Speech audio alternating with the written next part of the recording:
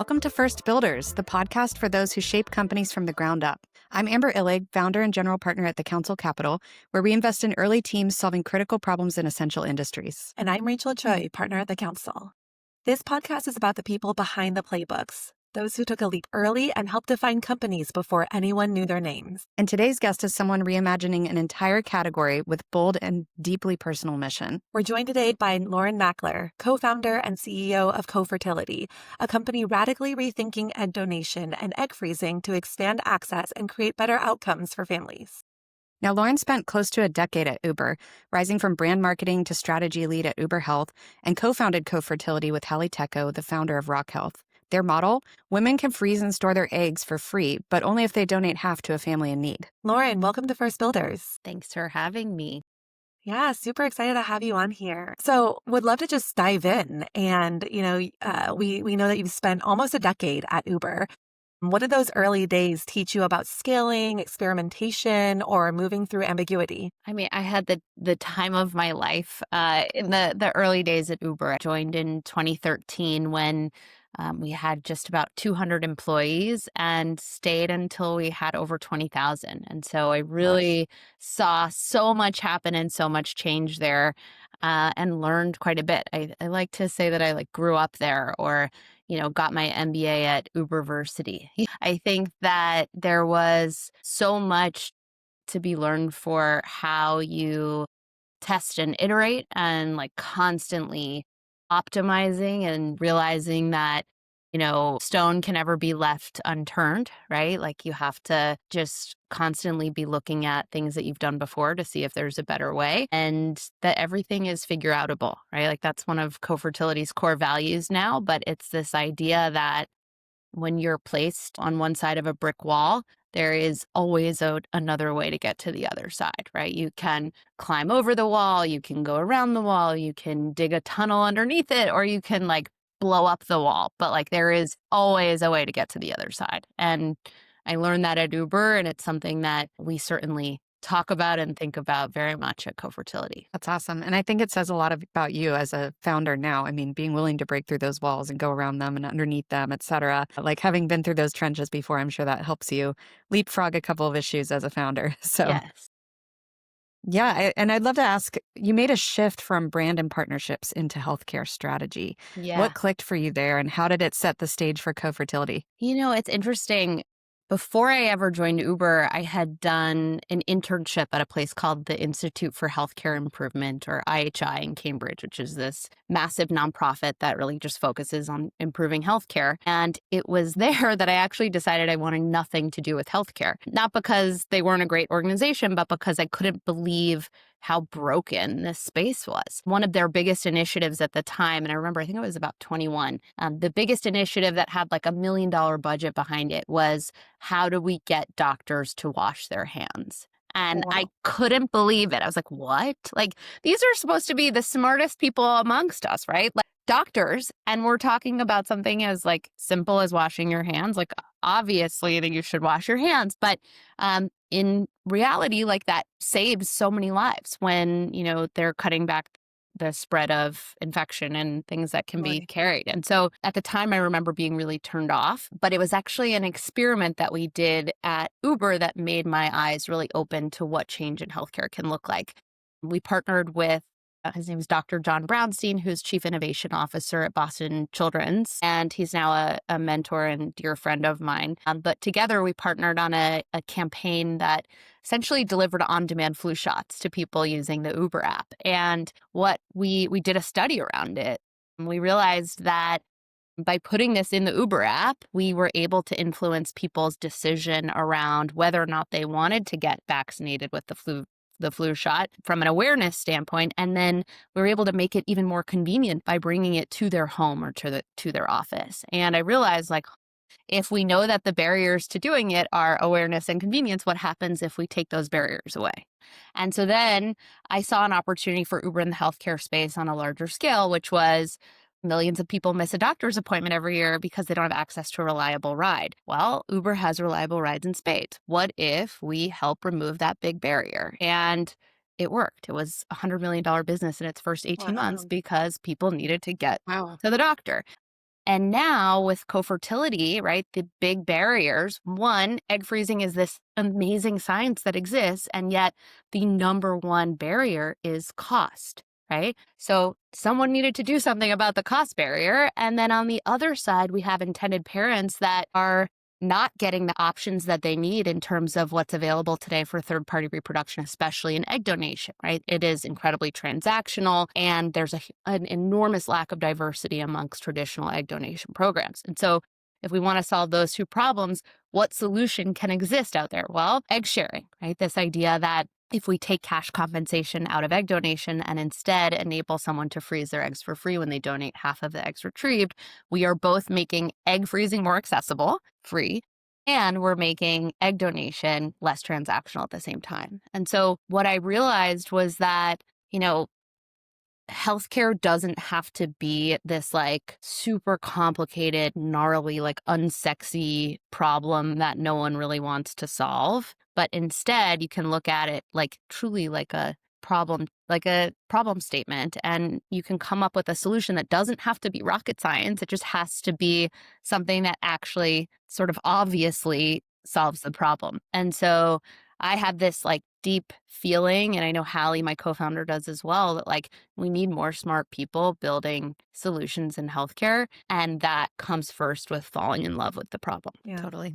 No, I mean, I love like the example that you mentioned around like the flu shots and then seeing also just like it's a simple problem, I guess, or maybe like, maybe it's not necessarily always easy and you have to think about like the operations and designing it in a way, but like it is about just like meeting people where they're at and Yes. where they're operating on a daily basis or, interacting on a daily basis just to even get them the awareness and then subsequently the access to be able to do so, right? Yes. Yes. So yeah, so love that. And I love that kind of like connection to how you're thinking about co-fertility as well, which is it's simple. I'm sure not easy, but the Yeah. idea is simple. Simple. Yeah. It In is. It's solving that. super hard to like bring this solution to life. I'll admit it. Sure. Like much harder than I realized it would be if I had known. Who knows? I think that when you can tell someone what you're building and the response is, and actually this happened with one of our Series A investors, Next Ventures, that does a lot of really interesting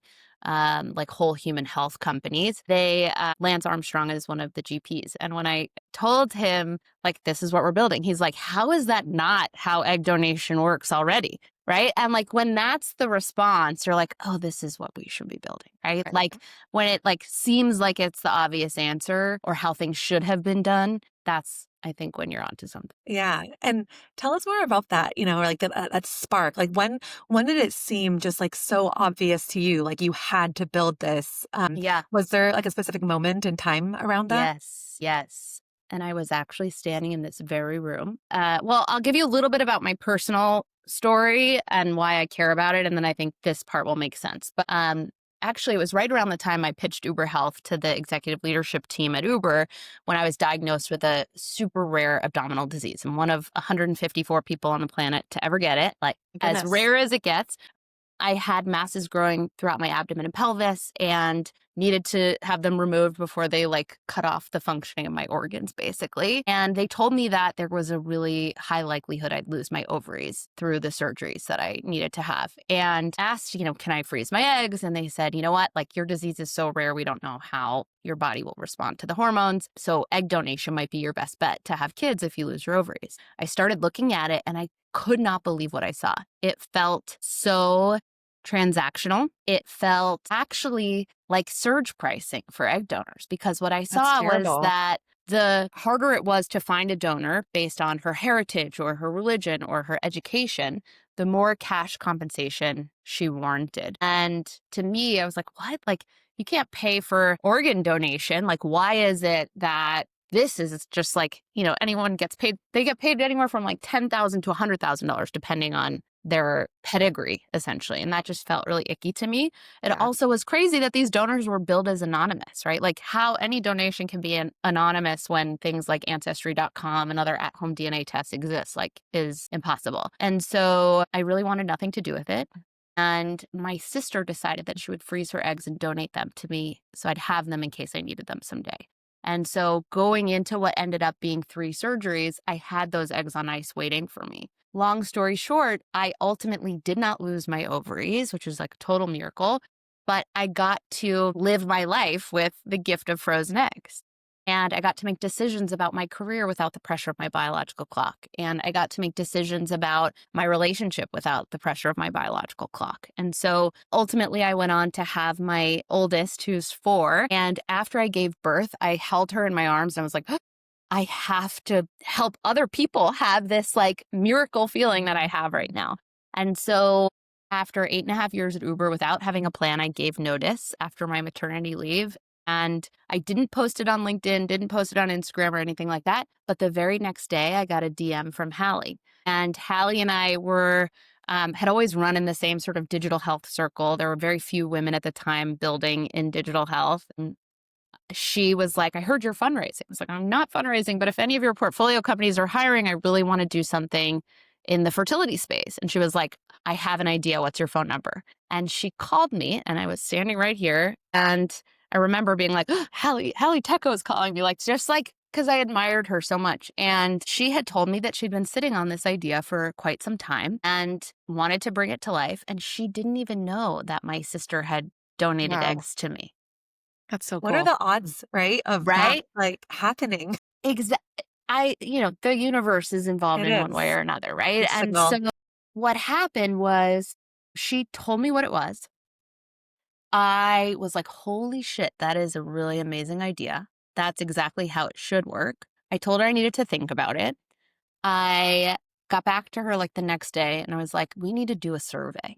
She's like, what do you mean? I was like, we need to make sure that women in the age group we're talking about would do this, right? And we know the age group that ASRM, the American Society of Reproductive Medicine, says that to qualify to donate eggs, you need to be between the ages of 21 and 34. And, we needed to reach that population. And so we put together a type form that basically understood that demos feelings around egg freezing and whether or not the idea of egg sharing would be compelling to them. And we asked if a handful of influencers to post it on their Instagram stories. Within 24 hours, we had, I don't know, like close to 1,000 responses, which I couldn't believe. And I remember repeatedly refreshing the type form because I couldn't believe my eyes. I could not believe 66% of women said yes, the idea of egg sharing is compelling to me.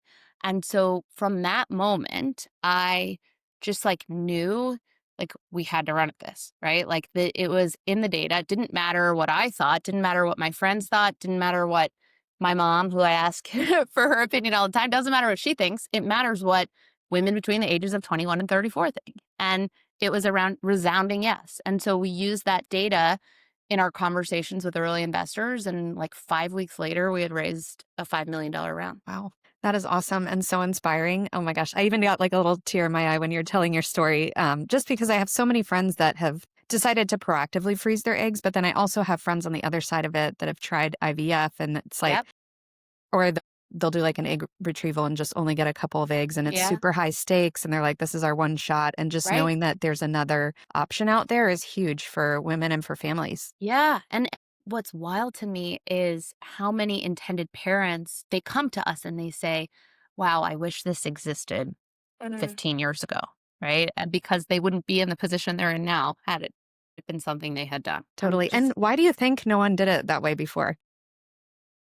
I think that when egg donation started, and the same goes for sperm donation, right? I think that at-home DNA testing did not exist, right? So there was not this idea that someone could be found really easily or that the donor conceived person might reach out to them. I think physicians who started it did the best they could, right? So I certainly don't fault that. I think the goal was, how do we get people to baby the fastest? And the fastest way for them to do that was to think through traditional incentives, which always come down to cash, and to promise anonymity, to promise, hey, we'll pay you to give this tissue and you'll never hear from the child. You don't have to worry about it. It'll be this thing you do one time and then help you pay for school or whatever it might be. And then you never have to think about it again. What that did was help a good portion of people get to baby quickly and have a baby. And then it led to a lot of surprises down the line of people finding out later in life they were donor conceived and being shocked by that, or finding out that they had biological half siblings and being shocked by that, or sort of uncovering the truth about how they were conceived or their genetics. And we now have enough donor conceived people who are adults and who have grown up and who are actually advocating for the rights of future donor conceived people and say, hey, this shouldn't be a secret. It should be known who your genetics are coming from. The child should be told they're donor conceived early on, so it's never a traumatic part of their identity. And it should be open, and that way it is not stigmatized. And what we found is that so much of the stigma around egg donation in particular is rooted in cash compensation, right? What we found is that a lot of women are really off put by the idea of getting paid to donate their eggs. It makes them feel like they're selling their body. It makes them feel like they're doing something shameful for cash. When in reality, so many women believe that anyone who wants to be a parent deserves to be a parent. And they know that if that is true, that they need the help of a third party to have a baby, right? Whether that's a same-sex male couple or someone who struggles with fertility challenges or someone who met their partner later in life and no longer has their own ovarian reserve, right? If they need the help of a third party to have a baby, someone has to donate their eggs. And so if we take that stigmatized part of it, which is the cash compensation, and the other stigma that comes from this idea that, like, you don't know if a baby's born, and maybe you walk down the street and you see someone who looks like you and you wonder, is that the child that was born from the donation I did 20 years ago, right? That's the other fear. If we take that out and we say, hey, these are the intended parents that want to match with you. Here's their name. You can meet them over Zoom. You can get to know them. You can decide with them to email once a year or to send photos of a baby or for you to send them pictures of your children someday when you have kids. And it can be this like open, positive relationship to build. If we take those two things that really cause the most stigma out of it and say, hey, intended parents, you can help empower this young woman to like go live her life on her terms while she's also helping you grow your family, they feel better about it too, right? And the last piece I'll say about that is that there was a study done at Harvard Med School in 2021 that said majority of donor conceived people really struggle with the idea that their parents paid cash compensation for their genetics, right? And so if we know that, we should do better. Yeah. No, that's so fascinating. I mean, clearly there's just been so much kind of like stigma, like we were saying, all the different types of stigma seems to be really resulting from the cash component and the anonymous piece of it. And, I'd love to kind of hear a little bit of how you've changed that at Cofertility. You mentioned like, having the optionality, right? And like of the donor with like the intended parents and being able to talk to each other. Are there other aspects too that you kind of facilitate along the way? Yeah. I mean, we have like reimagined every piece of this. So much of it comes from even on the tech side, right? Like making sure that this is like a tech enabled experience, that everything from like the application that someone fills out that's interested in doing this to the way that we review those applications and how we present that in a profile to intended parents and the types of questions that we ask, right? We are trying to get at who the root of this person is that you're interested in, and not just like, looking at like photos or just basic like physical characteristics or physical attributes of someone, right? Like, what are your short-term goals and long-term goals, and who would you invite to dinner and why? And, how would you rate yourself as your musical talents and your, interest in the arts and sciences and things like that. And so we've really reimagined that part of it. And we've also, I think even just a lot of other companies in the space will give donors like a number, and instead of, they don't put their names, which makes total sense, but when you put a number against a profile, it's really dehumanizing. And so we give every donor a 3-letter code that actually feels like initials, right? Like it feels like, that could be someone's initials. And it's just like a more humanized experience. And I think that just gets at the core of how we're trying to do things differently. But the match meetings are really my favorite. When we have an intended parent and a donor and a member of our team on a call, they've actually been like some of the most powerful meetings of my entire career, because they're literally like entering into what is potentially like a lifelong relationship, and getting to witness that is pretty beautiful. So Yeah, cool. that's awesome. That's really, really cool. How many, I guess, I don't know if you're able to share, but like how many matches around this have you facilitated Yeah. already? Our matches are well into the triple digits at this point, and Awesome. it's been really exciting to see, I think, even beyond the matches, the babies that have been born. We're starting to see the baby pictures roll in, and it Wow. is like the coolest feeling in the world. Both that, like, for every baby that's born, not only are these intended parents like walking away with like this super, super long awaited dream that they've had, but that it also means that the donor has like more optionality for her future too each time. Awesome. And I'd love to ask about co-founder dynamics. So you teamed up with Hallie Tecco, as we talked Yeah. about. Yeah. She's obviously done a lot to shape the digital health category. And it seems like both of you are really aligned on vision from the start. But how would you say Yeah. that your strengths kind of complement each other? Yeah. She is one of the most dynamic, amazing, and like just hardworking people I have ever come across. She's a person who's like, resume and bio like could carry her, and she doesn't let it. Like she lets the work she does every single day like show for itself. Like she just does not let up, and it's very inspiring to like be next to that every day. And so I appreciate that. Number two, we're really different. She is someone who, I mean, she has her master's of public health and her MBA, and like that shows in the things that she's like exceptional at. She generates an insane amount of our content and pushes us to be really deep in the data, both on the like business decision making front, but also on our outcomes, right? We know that helping into parents and the donor side feel really good about the data and visualizing that data and helping to tell our story is like the only way that we're able to move this space forward. And so she keeps us really accountable and diligent on that front. And having her both as a co-founder, but as like, the chair of our board really pushes me and feels like this like built-in sort of partner who like has seen a lot of this stuff before, which feels amazing. And then Hallie hates managing people. It's just like not her thing, and she knows it. And I love managing people. And I think that's one of the most fulfilling parts of what I get to do. And growing a team that feels as connected to our mission as I do and who's deep in that is like something that she saw in me on day one. And I appreciate her for that. And so I have the ability to do that. And I also love the like business development and member facing interactions. So I believe very much in like founder led sales. From day one, I did every single intended parent call. And I even used to cold call our intended parents myself every single day, and did that for a couple years. And so that has allowed me to get really sharp on the member experience and figure out like how we could scale it beyond me. And so that's something that I think has been pretty valuable for our team in getting to this stage. It's awesome. We're big fans over here of founder led sales. And it's honestly a red flag when we meet founders that are not willing to do that because you can just like shortcut so many different points of playing telephone, try to learn what's on Totally. the customer's mind and then feed that back into the product. So that's great. Totally.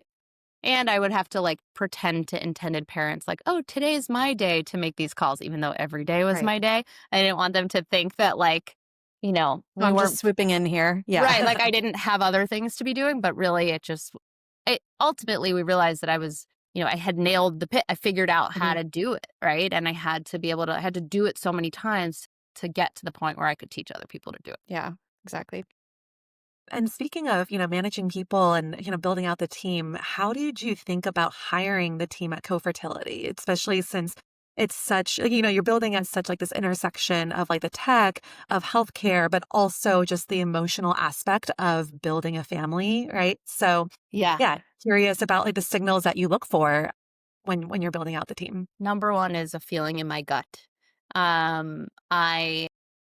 I think for like a while I tried to ignore that because it wasn't something that I could like pinpoint. But now being 3.5+ years into this, I can look back and tell you with certainty every time I had a gut feeling that someone was going to be amazing, they were. And every time I had a gut feeling that maybe I shouldn't move forward or I like questioned it, I shouldn't have moved forward. Like, I know that for a fact. And so now I have like a rule with myself, and I have said it out loud to my leadership team, said it out loud to my husband, that like I straight up will never go against my gut with a hire ever again, because I would so much rather like live with no one in the role than the wrong person in the role, because getting people out of seat is harder than you think. And so, um, your gut is number one. Number two, I think, like, first and foremost, and two of our earliest hires here are people that I had worked with before at Uber.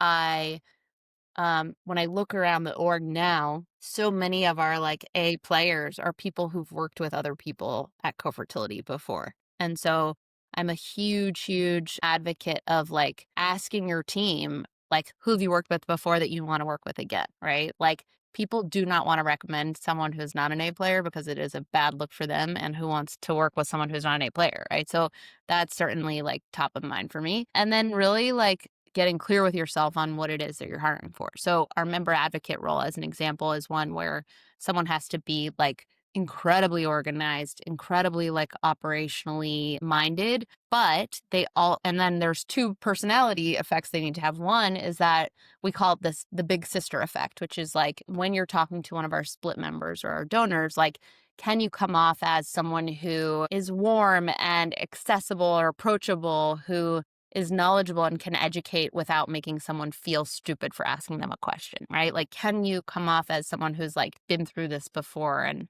they feel comfortable going to? And then on the intended parent side, can you show up in a way that both is empathetic and holds space for what is typically a long road that they've been on, that might be filled with loss and hardship and really challenging road to probably failed cycles of IVF and miscarriages and things like that, while also making them feel comfortable moving forward and taking steps of action at the same time. And so it's a really hard role to hire for. Um, and we have absolute A players in those roles, but I say no to candidates a lot. And my team, I'm sure, gets super frustrated with me. But like, that is just one area that I feel so strongly like we have to get it right, especially if I'm going to introduce our members to someone, right? Like, I don't want to have to go to our members and be like, oh, sorry, so and so is not with the company anymore, right? Like, I would so much rather get it right and feel great about the candidates we have. Are you involved in like hiring every single person, or at least kind of like the final sign off still? Every single person. That's Yes. awesome. Wow, And I will be for a long time.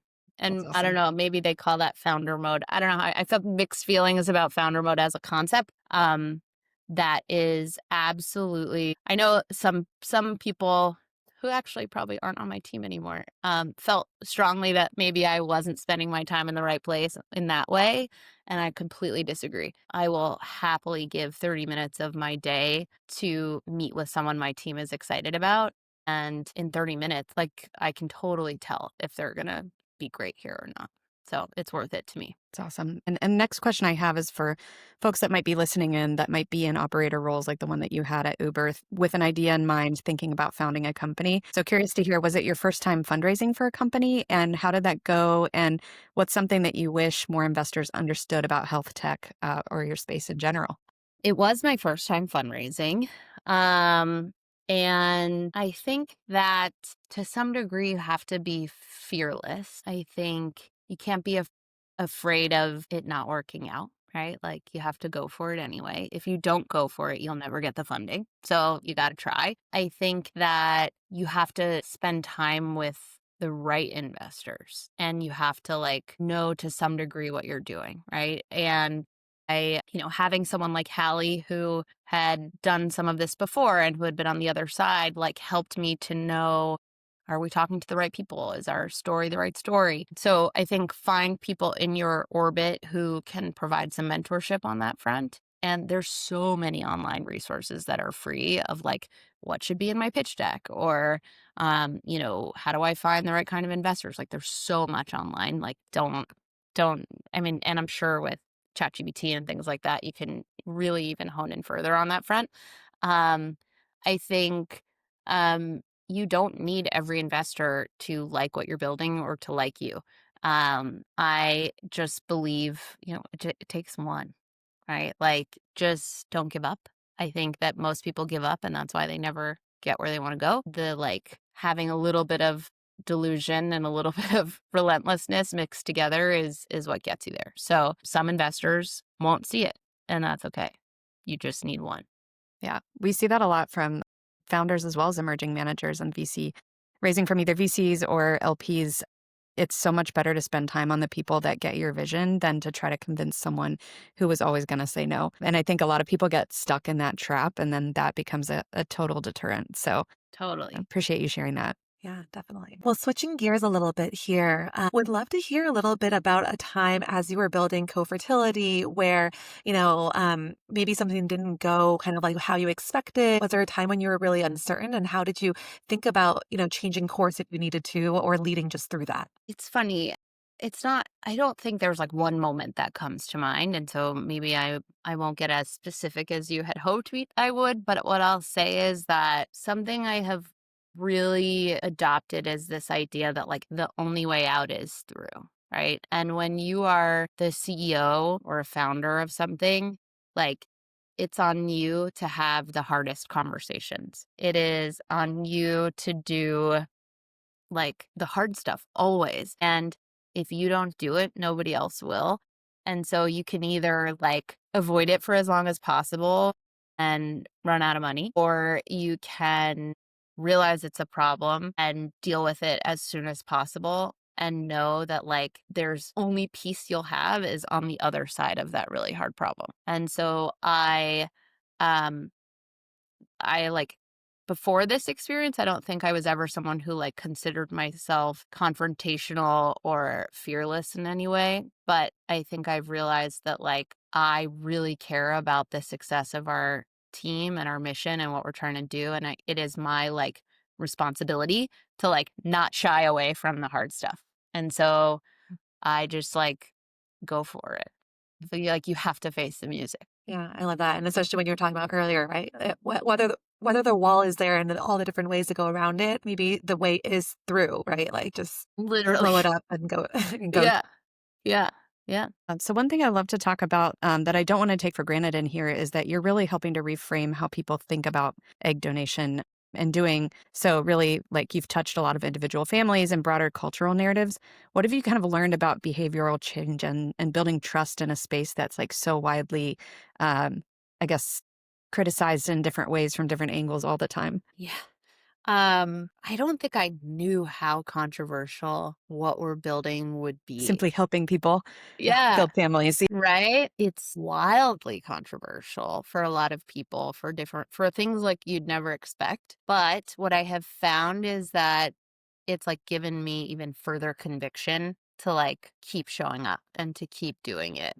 And I actually think the controversy can be great for business. And so, like, as an Yeah. example, I was just looking earlier at like an Instagram ad that we have running, and I saw someone like question the model, and I was like, oh, like total cringe. Like, when I saw the comment, I was like, oh my God, like, why do we insist on having comments on our ads? I know that's because they perform better and because it shows that you're authentic, right? But I had this like feeling. And then I checked back like a half an hour later and I saw the engagement under that of like someone else, like another random person saw it and was like, why would you say that? Like Cofertility is just providing another option, right? Like if egg donation is for you, wonderful. This is a way to also freeze your own eggs. But if egg donation isn't for you, don't do it, right? And then like over 100 people had like hearted that comment and like added more commentary agreeing with it. And I realized that like perhaps these ads perform so well because people get fired up about it, right? Like they care. And so almost like the taboo nature of the topic and the taboo sort of stigmatized like feelings people have around this is part of what makes it all work, I think. And so for us, I think it's like showing up transparently and authentically and like not shying away from these conversations and from these topics. And like, I welcome the hard conversations. And I think the more we're really upfront and honest about why we built it the way we built it, and like proud to put our faces on it, to me is really important. And if you look at other companies in the space, like it's really hard to find who owns other like egg banks. Like, why is that? Maybe because there are things they aren't proud of, or maybe they're not like so willing to stand up and say, I believe that women should have choices, and I believe that intended parents should have more options, and I believe that anyone who wants to be a parent deserves to be a parent. Yep. Yeah, and I've heard from a lot of creators that when the haters come out in the comments, that's when you know you're going viral. So, Yes. yeah, it just kinda opens the door for more conversation to happen and more dialogue, and it gets the good people in to fight the good fight. The people that Yes. are not that are, repelling against your vision, they'll be there too, but at least everybody gets to have a conversation Yeah, about it, like so. those people were never gonna be our members in the first place, right? Mhm. So maybe they'll help get the attention of people who would be, and that's okay. Yeah. Yeah, and it sounds like that's a really great way for Cofertility to stand out, right? Like from a brand perspective, like you were saying, because you're much more transparently out there. Yeah. Are there other things that you think that has really helped Cofertility kind of just, you know, distinguish itself or differentiate itself like within kind of like the women's health and egg freezing and egg donation space? I mean, I think when I think about the fertility space in particular, I think about a three-legged stool, right? I think for someone to be able to go through a fertility journey or IVF specifically, it has to work for them from a financial standpoint.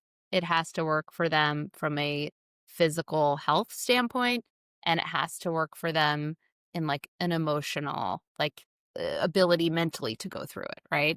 And I think there are a lot of companies out there that like try to solve this problem, but don't touch on any of those legs of the stool. And that's why they have a really hard time working. And I think when a company can really nail one of those and actually instead maybe nail two of those, like that's when they have the best ability to be successful. And so for us, I think like making egg freezing free is a very compelling value proposition. And I think for intended parents, paying $0 of cash compensation to a donor is also very compelling. And then the support that we provide through the big sister effect or through our tech even and through our member advocates and how they work and being able to like take the mental load off of the intended parent and our split member really helps from an emotional standpoint. Think that those are really part of what has differentiated us. I think a lot about, I'm sure you've heard the phrase, hard is our moat. I think that not being afraid to solve a really hard problem helps because I think a lot of people probably wouldn't be as crazy to take this on. Yeah. And speaking of being crazy enough to take this on, let's talk about leadership. What has been your biggest evolution as a CEO since founding Cofertility? Well, Hallie would tell you the truth that when she told me she thought I should be the CEO, I told her no. It was like, no, I could never. You don't want me to be the CEO. I actually tried to convince someone else I know to be the CEO. And both that friend of mine and Hallie were like, can you stop already? Like, it's you. You need to be CEO. So I am certainly someone who, in the early days, I really struggled with my own version of imposter syndrome and couldn't believe that anyone would give me funding to go build this thing. And I think sometimes I look around, I have like moments of really like, whoa, like I'll look around and I'll see like the Slack just like vibing and people just like the pictures of the babies come through or the like results of an experiment we're running. And I'm just like, how did I get here? Like, how did this happen? Like, if I could dream up any other life, like, I don't know what else I could have dreamt than to be building this company. And when you ask my 4-year-old, like, what does mommy do for work? She says she helps people have babies. Like that to me is like the most fulfilling thing ever. And so I think I've tried really hard to push myself and rise to the occasion, scale with the business, I guess. And so I'm the first to admit it when I mess up and take responsibility for it. And I don't know, I like probably sometimes maybe low ego to a fault. I'm like, well, that was my fault. I really messed that up. But I just like I try every day. That's it. I don't know. It's Yeah, awesome. that's great. And as you look ahead, what do you think about is going to be like next for Cofertility, but also for you as a leader as well? Whew. I'm really excited about the where our team is today. We have made some I really feel good about our leadership team of like the people who are in seat. I think about it kind of like who's in the boat and are these like who's in the lifeboat and what does that look and feel like? And I feel so excited about the people that are in the boat with me. And my hope is that over the next sort of 6 months or so, we just because there's been a couple of recent additions that it feels like we're like moving and grooving and I'd like to step out of the day to day on a couple areas that I'm probably too in the weeds on, right? And do things that I know are probably a little bit more CEO like that I'm probably not doing right now. And so I'd like to like have some equilibrium, I think is on the like leadership front. To me, this is about like owning a category, right? Like we are owning egg sharing and we are becoming synonymous with that idea. And I want it to be just like no longer that like someone might be trying to figure out how to pay for egg freezing. Like I want it just to be known that like if you are open to also donating your eggs, that like this option exists, right? Like, and I know that that's becoming the case in certain groups and I love it, but I want it to be even more widely known. And so that's really the goal, like scale this thing. Yeah. That's cool. And thanks for so authentically sharing the leadership journey with us too. Well, we're going to transition to rapid fire questions. So you can just say the first thing that comes to mind. Okay. So I'll let Rachel start. Okay, sounds good. So a book or idea that changed how you think about building. I read a book called Worthy by Jamie Kern Lima. She was the founder of It Cosmetics, that she then sold to L'Oreal for like $1 billion. And she has a podcast now, if you don't know. But she wrote this book, and it was this idea that like your potential isn't defined by like your self-confidence. It's instead defined by your self-worth. And this idea that like you'll only achieve as much as you think you're worthy of achieving. And I had to kind of like reframe my own thinking and realize that like, what if I like actually believe in the grandest vision of what I know Cofertility is capable and well positioned to do? What happens when I believe we're worthy of achieving that? And that book really helped shape the way I get there. And most underrated skill for a founder? Blowing up brick walls.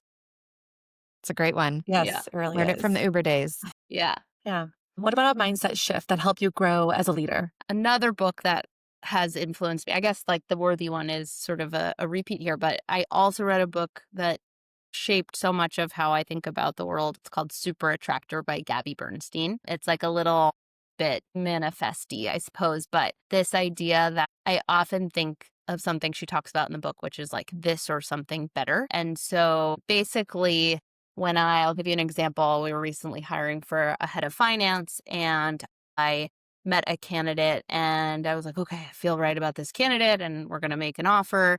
And I remember thinking like, oh my God, I hope he says yes. And then I was like, wait, no, this or something better. Right? I want this or something better. And if it doesn't work out with this person, it's because something better is coming. And ultimately, like, that's what happened, right? It didn't work out with that candidate. But then the next interview I had, I was like, oh my God, like this was the something better. And not that one person is better than the other, but I felt the second candidate was like just better for the role, right? And he was my something better. And that's just like one example of how often that happens, to the point where my team will like repeat that back to me of like this or something better. And it does work out. And so I like to have that kind of mindset instead of just like wishing for things to happen and then being disappointed when they don't.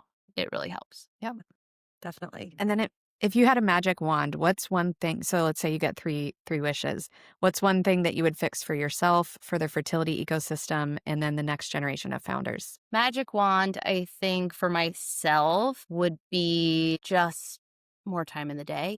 I have two That's young great. children who I don't want to miss a single thing with. And then you said fertility ecosystem, right? Yes. I think that, it's really sometimes weirdly fragmented, right? Fragmented in a number of ways. Like there are certain employers that have, one fertility coverage and another one might have different fertility coverage. And that can be challenging even if they use the same benefits provider. Or you have some clinics that are owned by one PE-backed network and then another clinic across the street that is independently owned. And, you have this clinic that has excellent outcomes and this clinic that has terrible outcomes, and they're not sharing data and they're not sharing protocol. Or, you have one physician who likes to use birth control pills before an egg freezing cycle and another physician who doesn't. And you're like, why are we making this so much harder than it needs to be, right? I think the fragmentation makes solving problems in this space unnecessarily challenging. And so I would streamline a lot of things. That would be my magic wand. And then the next generation of founders, I would make it easier for women founders to raise money. During our last round, someone on my team sent me a Harvard Business Review article or like case study or whatever it was that was like, I think it was maybe a 10-plus-year-old thing, but it was how women founders get what is essentially the same question from an investor that a man would get, but it's like worded completely differently. And so a woman might get the question of like, what's your moat and how do you prevent this person or this company from competing with you? And how do you keep so-and-so from, eating your lunch? And all the male founder gets is, how will you win? Right? And it's like so accurate. It is so accurate. And I hate to say it, but like, I think women VCs are in the same, but like they ask questions that way, the same way the men do. The data is staggering in a bad way. Women teams, right? Like if you have a male co-founder, like the likelihood that you raise money is significantly higher. Like that's crazy to me. And, Hallie and I have been very lucky that we have been able to successfully raise and that, our investors have seen something in us, but it's way too hard and it shouldn't be like that for us or for anybody else. And I just want more women to take a chance and for people to bet on them. Like I saw something recently that was like a crazy high number of women founded companies that have had successful exits. And like, then this like tiny portion of them are getting funding. Like, what? Like, come on. Like, it's crazy to me. So anyway, that's something I feel very strongly about. No, We're absolutely. with you there. Yeah. Well, Lauren, thank you so much for being here. Where can people follow you or learn more about Cofertility? Well, follow me on Instagram at Lauren Makler. So LaurenMakler. Love to engage there, but also at Cofertility on Instagram and cofertility.com. If you are interested in freezing your eggs and seeing if you qualify to become a split member with us, we have a really short preliminary application that just like gives you a sense. And then there's a longer version once you've like crossed that threshold that I think gives people a good sense of what's possible. And then if you are an intended parent who is looking to grow your family through egg donation, we have an amazing matchmaking team that helps our intended parents at no cost see if we have a donor that is a good fit for them. And we always have hundreds of donors available at any given time, and they're amazing. They are unlike what you'd find elsewhere. And I think they're all just like, I don't know, I feel like, my own resume doesn't hold a candle. So check us out and would love to be on this journey with you. Well, this is the coolest thing ever. And I'm like genuinely really excited to share this episode with my friends and colleagues. Well, thank you for Thank you so having much. me. You guys have great questions and I'm excited to have it out in the world. Rachel, what stood out to you from the conversation? Oh, that was such like a fascinating conversation with Lauren. I really loved how she was thinking about the transparency of the fertility business and how it really wasn't transparent before and how she's brought that into building Cofertility. And I'm sure she's bringing that kind of like within her team as well. And I also loved how she talked about in the beginning how it's simple, healthcare can be simple, but it doesn't necessarily mean it's easy to build. And the concept of donating eggs and actually having better matches for the family is simple, similar to her experience at Uber Health, bringing the flu shots on the app for people or connecting people to rides to get them to their appointments. I'm sure it took a lot of operational work to actually build it.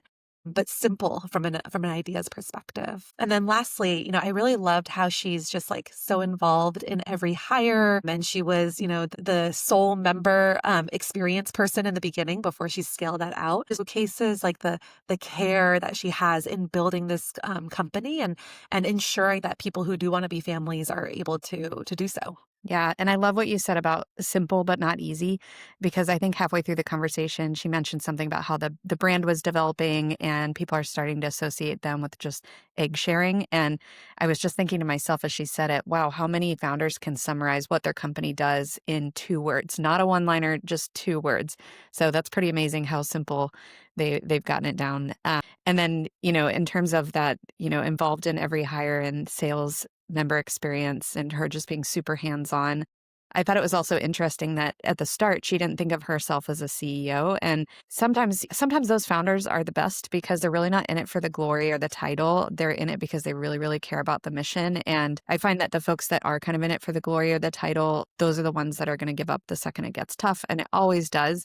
And I think it also translates into people wanting to get into the details and not just wanting to hang out, with other founders and investors and talk about what they're building, but really like getting into the details internally in the company to get things done and be there for the team really showed up throughout the conversation. And then one separate thing that kind of stood out to me was just her talking a little bit at the end about manifestation and worthiness and just her mindset management as a founder, because I think that's so important.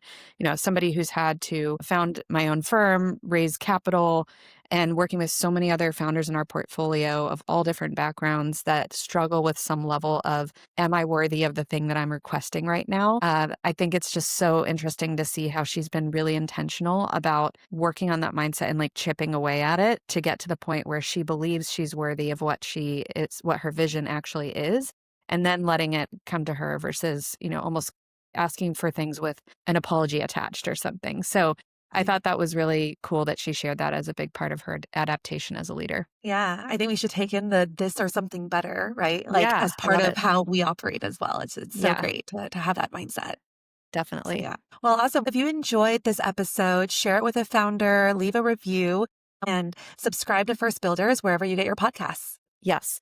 And feel free to follow us at The Council on LinkedIn and The Council Cap on X. And be sure to subscribe to our newsletter at thecouncil.co for more insights from early operators. And our newsletter is really awesome. We share open roles at our top portfolio companies. We talk about new episodes that have dropped and make it super easy to figure out who you want to listen to next. Thanks for listening. We'll see you next time.